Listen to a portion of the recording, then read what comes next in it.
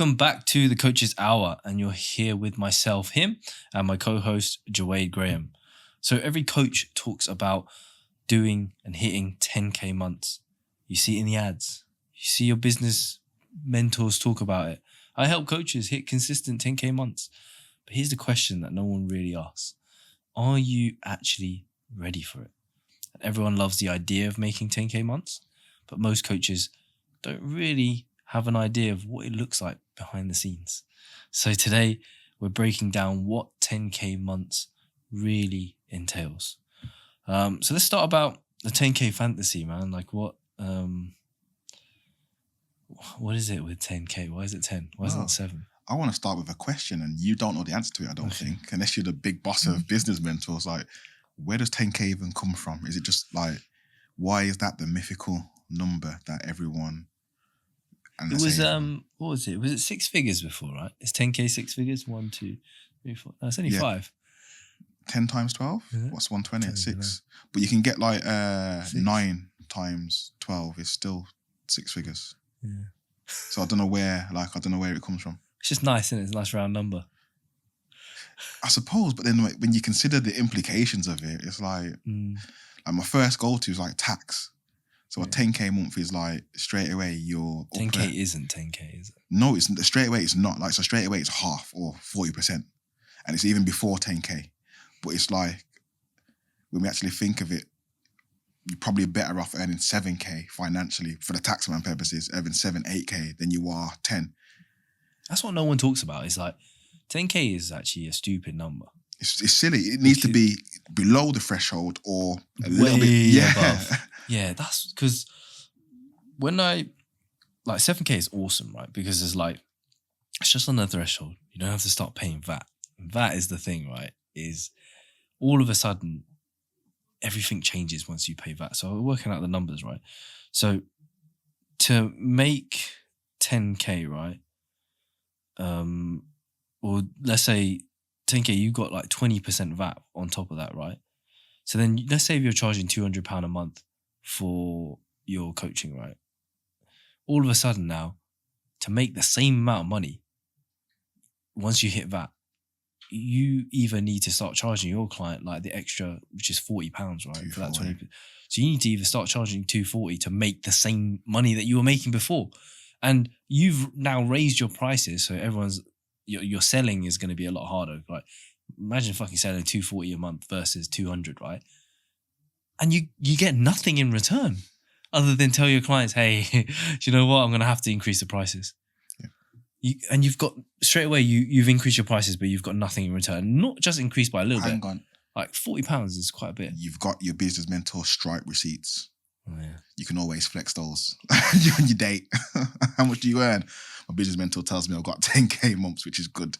But in all seriousness, like, it is very true. And this is why the whole point of this podcast is, are you prepared for it? Because a lot of people are indoctrinated or fantasized by their business mentor to say, like, you need a 10K month, and it's more for them to promote their business than it is for you as a coach to actually see benefits of what 10K months is, because there are loads of implications. Like, we've got VAT as one implication. Your personal tax allowance would probably go into another bracket at that.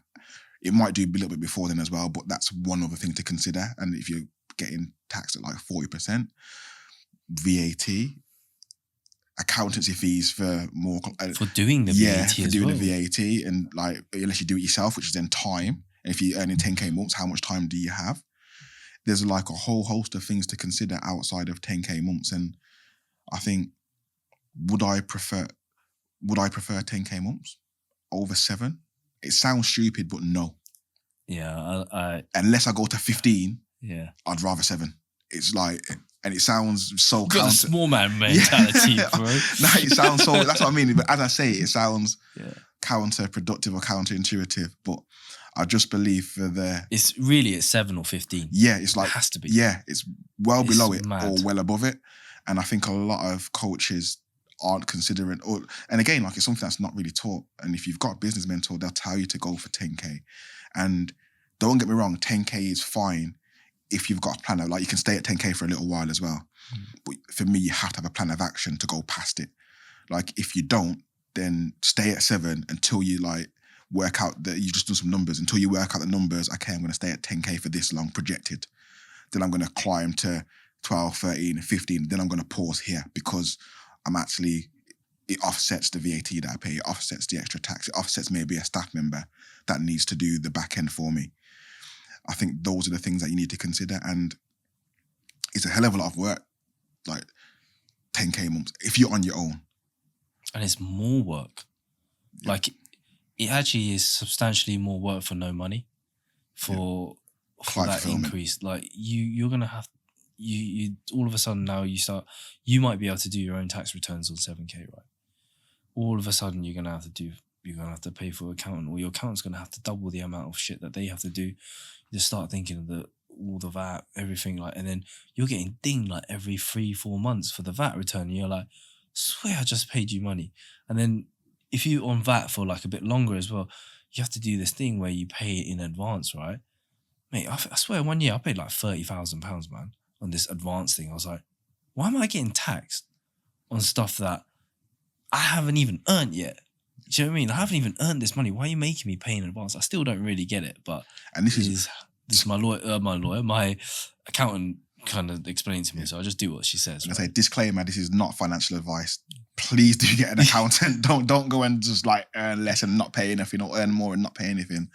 But I think it's just opening the book for you guys to understand. Like, it's not as simple as 10K a month, because like we spoke about the finances in the accounts. Let's speak about the workload of actually fulfilling a 10K a month, or even a 7, 8, 9K a month, like depending on what you charge. So we'll keep the £200 a month. And if you're online, we'll say it's PT or online. If you're doing sessions that work out to £200 a month, one a week at £40 or whatever, £50, that's £200 a month, or £200 a month online coaching. How many clients do you need to actually get that 10K a month?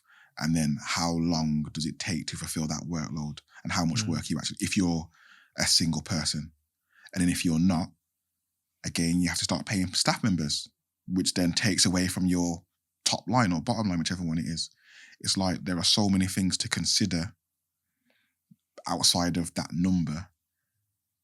That means that you shouldn't just race towards it without at least thinking, okay, then what I'm actually getting into here. So I'm Chinese, right? So I've done the maths, right? I fucking got my abacus out, right? So counting in your head. So run with me here, yeah? So if you're online coaching, right, you're doing £200 per month per client, right? That you have to do 50 clients to get that 10K, right? If you're in-person PT purely, right, let's say we charge £50 a session, right? That's right. That's 200 sessions a month that you need to do, which works out to be 50 hours of PT per week that you need to do. That's 50, if you've done on like face-to-face PT, 50 hours is no smoke, bro. Yeah. Like 40 hours is... I've maxed out at 40. 30 is nice. 30, 35 is nice. 40 is pushing the limit. Have you done 50 I've done 60, bro. Yeah, see, no. For a long period of... Yeah, see. Months. I maxed out at 40-ish. Yeah. No, I was done. That's when I knew the threshold. Yeah, right? Because when I say it was done, I could have done more, but quality would have massively impacted. Definitely. At like 40 for me. I was like, yeah, my threshold. UP, I was just like, I want to make peace. Like, I need to make money, right?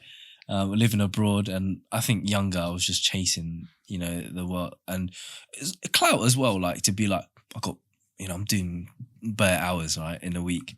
So what happened for me was like, and why I got to 60 was, people travel.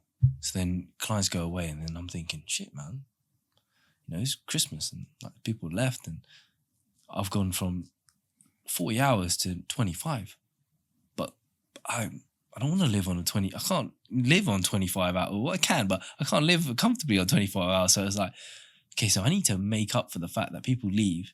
So I ended up taking more clients because I knew that people leave, and that worked out really well. But then when until, yeah, for whatever reason, what happened to me was for 3 or 4 months, no one went anywhere. Yeah, and people travel for work in Singapore, right? It's common. People didn't, or it managed to work out I was doing 60 hours a week for a month. Like that's the worked out to be, I think 220, some like certain month, 220, 240 sessions a month. I was working Sundays as well, bro. Yeah, nah. And it was really hard. That's when I knew But I'm then, not doing those 60-hour weeks, man. But then that's where, like, again, like going back to the 10K months, like the sustainability of it, like, so, and it's not to put people off 10K months if that's what you want to do. That's perfectly fine. But already we spoke about the tax implications or the potential tax implications. We spoke about the work and quality. Like, obviously at UP you're getting results, but the average. I didn't even make 10K. You know? Let's not go into that. I don't want to rattle. I don't want to rattle you. You didn't make 10K. I don't want to rattle you. I don't want to rattle you today. But like you're doing like long hours, and it's like at UP there's a standard of results, but the majority of like if you're working in a pure gym, and it's not to take anything away from pure gyms, but the accountability oftentimes isn't there to make sure the standard of session remains high. So in my experience, for people that do more than 45 hours a week, prolonged, and I'd probably even say less for the average PT, let me look at your portfolio, willing to bet hardly any results. Let me look at your quality of session if I'm standing over you, willing to bet that after 30 sessions a week, it deteriorates very rapidly. And it's like, well, if you're trying to grow your reputation and you've not got the external accountability, you rely on yourself and other people around you, then you're probably not going to grow in terms of reputation, which means you won't be able to raise your prices to help lessen your workload. You won't get results, which means you probably feel unfulfilled at some point. You'll feel like an imposter because you'll see other people around you getting results and doing good, whatever else. Like it leads into a lot because you're chasing the 10K months and doing everything under the sun to get 10K months, where if you actually took your head out of the sand and took your head off Instagram, you might find, not all the time, but you might find that the 10K month is, and you can be comfortable, like, as you said, like 60 sessions a week isn't sustainable for a lot of people. And even for yourself, it's not. 30 sessions a week, if you were earning all of it, it might not be a 10K a month, but it might be 5K, where depending on where you live in, 5K is more than comfortable. But you ain't even got time to spend that money. Yeah. I'm working on Sundays. That's how I was realising, we were talking about Louis Vuitton, right? That's when you start spending money on stupid shit. Yeah. Because you're trying to claw something back that you just don't have. I'll buy this because I'll enjoy it, and you don't even get time to enjoy it. When am I going to wear that? You know what I mean? It's dumb, man. And like, let's talk about like online as well. So we're talking about £200 per month. That's 50 clients, right, to make 10K. But that's fucking 50 individual clients, right? That is 50 check-ins that you need to do. That's 50 programs that you're going to need to write. 50 onboardings that you're going to need to do. 50 people that you need to chase and message. And that's a lot of 50 people to care for. It's still a lot of people. And this is going to be a little bit of a gripe as well. Not even a gripe. And I'm not saying everyone has to work like me, but I would question the level and quality of a lot of coaches' service to even have 50 clients. And it depends on, of course, how you deliver your check-in feedbacks, etc. But the way I operate, and I'm not saying I'm right, but the way I operate, I would struggle with 50 clients. Maybe you need to change the way that you're doing your business, bro. But that's what I mean. I'm not willing to, because my level, like, and this is where, like, it's not even being big-headed, because if you look on the level of results I get, and I'm not saying my way is the only way, but the level of results I get justifies why I work the way I do. So, like, there are some outliers that can handle hundreds of clients and still but as you just said, I've seen them, they work every hour under the sun, 48 hours straight on the laptop to get through all their check-ins, which is, I'm not willing to do that. But a lot of coaches will get 50 clients, and then again, their level of service will tank. And your client, you might have 50 clients this month, next month you might have 40, but then you'll sell more. And it's like, are you coaching or are you selling? And it's very difficult, very challenging, in my opinion, which isn't always right, to have a higher number of clients and still be a good coach. Yeah, I think it really just depends on what you're delivering. Yeah. What type of clients that you're getting. Because if you're someone that's just getting a client and you speak to them once a week, it's just WhatsApp. You know, you say, "Oh, good job. Okay, change this. You know, take more drugs, or do a bit take more drugs. take more fucking steroids, or reduce your cardio or increase your cardio, decrease your food." Yeah, you can fucking do fucking 200 clients. i.e. bodybuilders. Yeah, you know. But if you are actually Coach. delivering, and even then, I'm sure if someone got 100 clients, let's say, I'm sure at least 10 of those clients are not checking in, are not doing what they need to do, are not, they're not really engaged in the program, right? And we all have that, but your percentage is going to be higher. Naturally, if you've got more clients, that's going to happen, right? But then as someone that has, maybe if you have less clients, you're going to, call it. You got it. You're going to get better at maybe getting results out of those kind of people, right? So the people that really do need an extra handhold, or you're gonna have the capacity to be able to do that. And I think the people who kind of shun off their clients or sack their clients, they're the people that don't really have, maybe they're dealing with too many clients, right? And they just don't have the time to be able to coach, give back to them.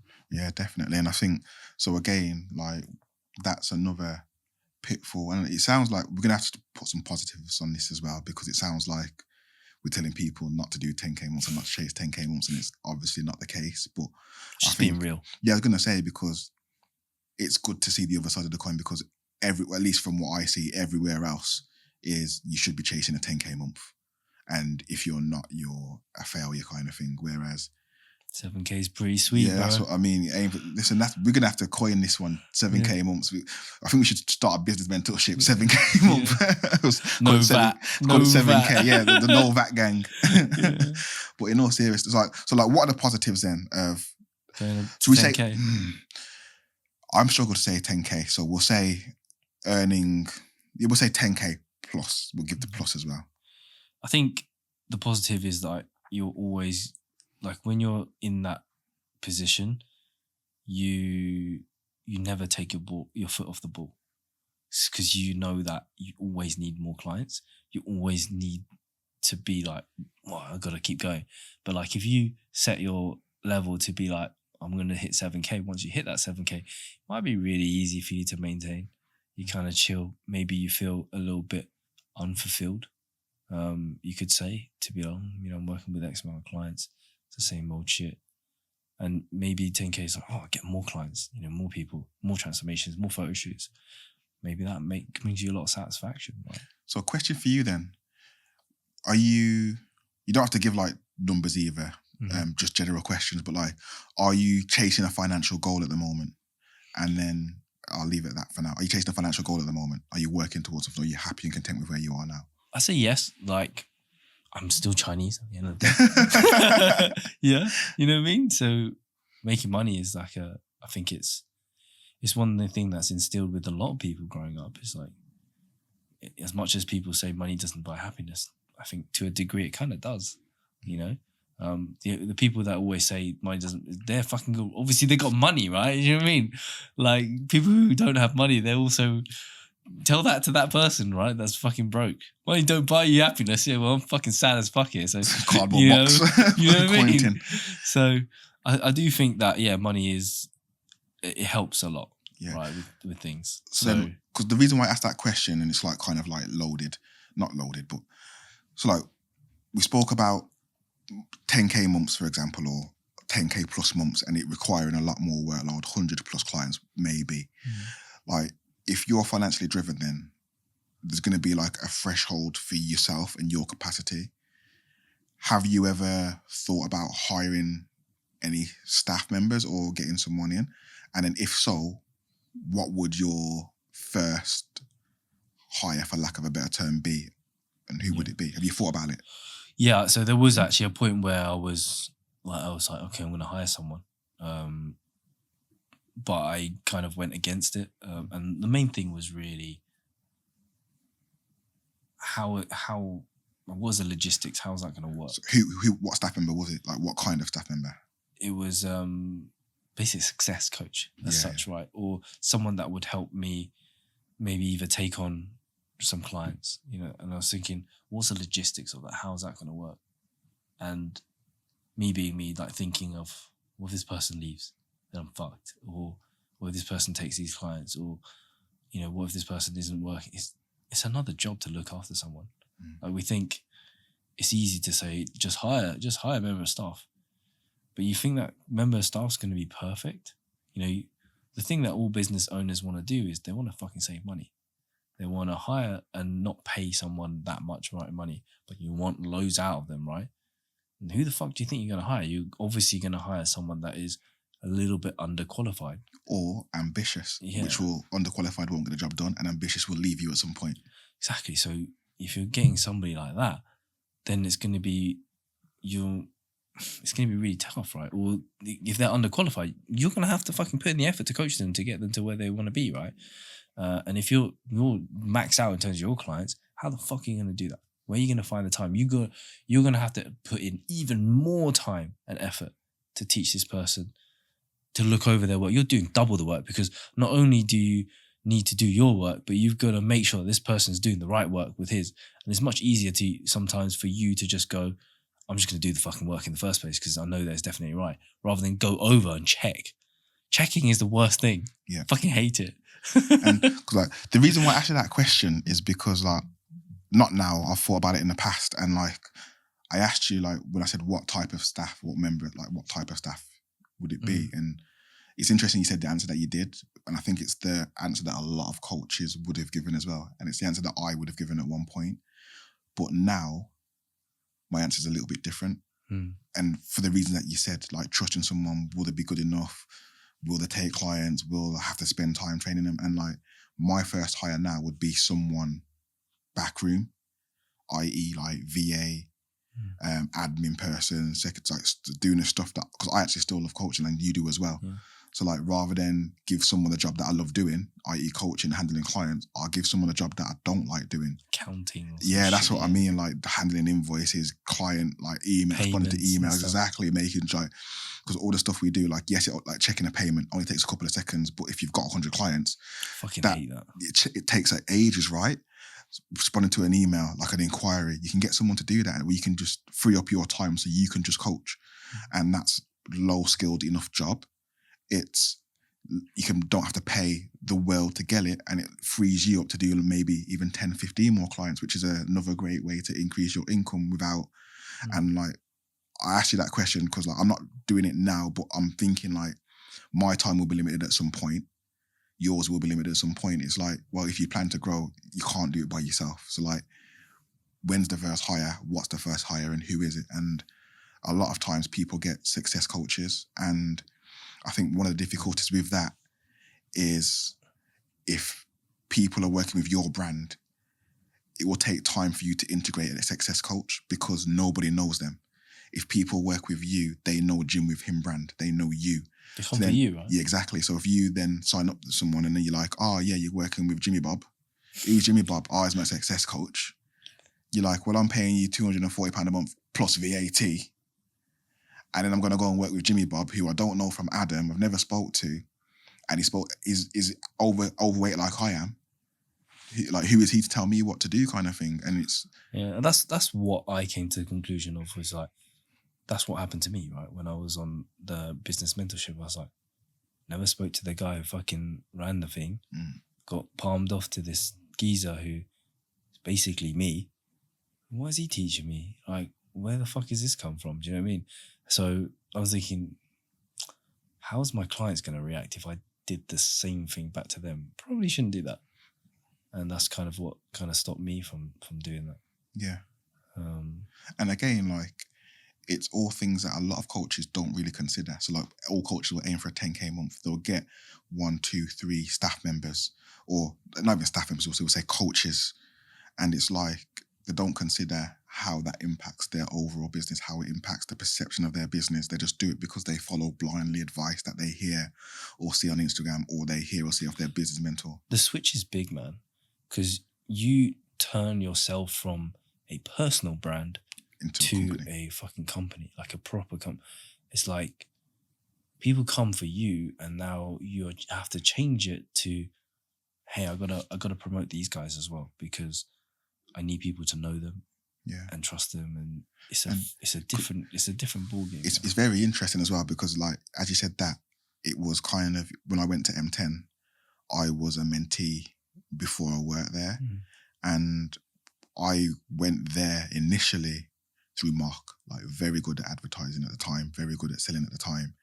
And then, if I was being completely honest, I've said this to the guys as well, like when you get to the practical camp, Mark at the time, before he moved to the bright lights of Dubai, he was there in the practical camps, and it was like, wow, in awe.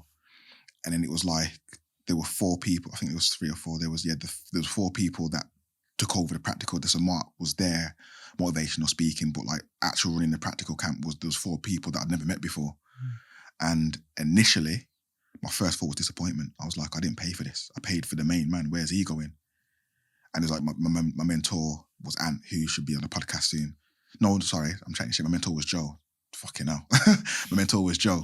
And it was like, it was someone that wasn't Mark. And I was like, well, what's this? But it was due to the quality of staff, which is why I'm comfortable talking about it as well, because I still know them and still my friends. Like straight away, it was like, it's not Mark, but these guys are fucking awesome. They know exactly what they're talking about. I'm in good hands here. But not every company is like that. Yeah.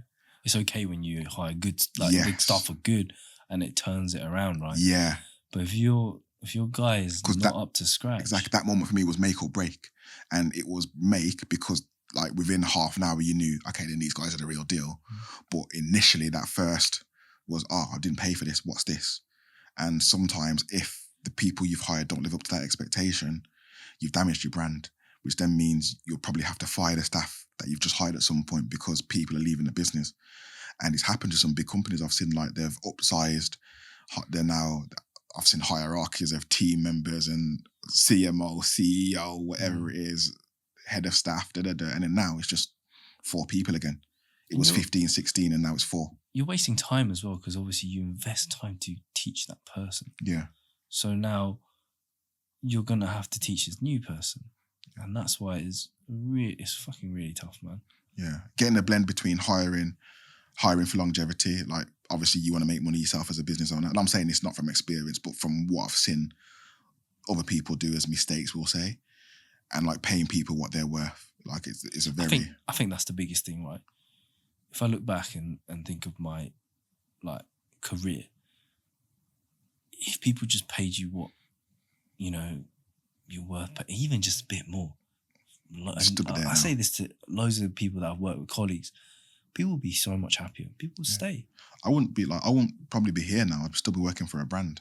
For sure. Like if 100%. I got paid a bit more so that it gives you a bit of longevity, you'd stay, right? But I don't know, maybe things change, right? You get to that threshold and you're like, I want even more.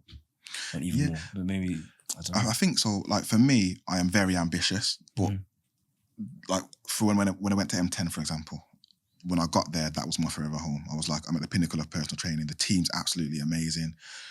Outstanding environment within the gym, delivering results, doing sessions, loving life. And then it was like, the pay was poor. Like, and it was, I can't afford to do this. And then like, pay did get better and increase slowly over time. But it was like, it was just like, when they give you just enough to survive, that was it. It was never... It's just enough to stay. Yes, exactly. It was how... Yeah. We'll offer you exactly what you need to stay, not a pound more. And it was like, it got to the point where I was like, I'm worth more than this. Whereas if they'd give me a little bit more to begin with, I probably wouldn't have ever questioned whether what I'm worth. I'd have been like, I'm happy. It doesn't matter what I'm worth because I can do... Yeah, exactly. I can do what I want. I'm loving life. I'm loving my colleagues. I'm loving whatever else. I'm just comfortable. But when you're not earning what you feel like you should be or what you know you should be, then you start to question your worth. And then it's like, actually, I'm way underneath what I'm worth, not a little bit over where I'm comfortable and happy. So I think maybe PTs that listen to this probably won't be at the stage of hiring just yet. Hopefully one day they will be if they get guidance off one of us. But I think if someone is at the point where they're going to hire, or even if you're thinking about going into a company and working underneath someone, these are the things you have to consider alongside. I know we were talking about 10K months, we'll bring it back around full circle in a moment. But these are the things you should think about, like, before just jumping in, because what you're worth, even a 10K month, it all isn't what it seems at some stage unless you actually think about it and deep it. Yeah. So anything else you want to add on this episode, or should we wrap him up? I think that's it. Yeah, just to go off the kind of hidden costs as well that we're talking about, we've got to consider, like, if you're in-person PT, you've got gym rent as well. We didn't talk about that. That's going to take, you're paying for these apps. We've got Loom, Calendly, Zoom, all that shit that we're paying for. If you like ChatGPT, maybe paying for that. You've got Canva, business tools. Do you know, I done a call the other week or the other month, and it's about 200 quid. Mhm. And it doesn't sound like a lot, but it's £2,400 a year. And it was all little bullshit apps like that are like $4.99 a month, $9.99 a month, $12.99 a month. And it's like, you forget about them because, like, I'm going to say it's not only, it's a lot of money. But yeah, it's only 15 quid a month. And it's like, oh yeah, I can have. But there was like at least 5 to 10 of them at the very least. And I was like, it's only when I started adding them up, and I was like, that's $1,000 a year. And I have to think yearly, because when I think 15 quid a month, I'm like, oh, I can afford it. When I think, can I afford to lose $1,000 a year? Absolutely not. Cancel everything instantly. Gone. That's it. Yeah, that's what I try to do as well. Every year, like, talk about Christmas and what we do, but that's the one thing, is like, have a look at the subscriptions and the things that you're paying for in terms of the business, and what actually serves purpose and what really doesn't. Because that's interesting. As you were talking, we talk about making money, and we're talking about making 10K months. Sometimes you should think about how to save money, because it's equally goes into your back pocket. If you can save 150 quid or $1,000 a month, $1,000 a year, that's $1,000 that you may be able to... But save money in the right places, right? Yeah, of course, Do you know what I mean? I think a lot of people, they try to save money in the dumbest shit. Yeah. And it's like, come on, man. Spend a bit. Be realistic. Spend a bit. You know what I mean? Spend on our coaching, we'll say. That's it. Sweet, man. So we hope you enjoyed this episode. And if you've made it this far and you've been listening to us and you enjoy listening to us, do us a favor. Go on your Spotify, Apple Podcast, whatever thing that you're using to listen. Give us a review. Let us know what you think. 5-star. Do us a favor, man. Come on. We're giving you some good shit. I know this is episode maybe 16, 17?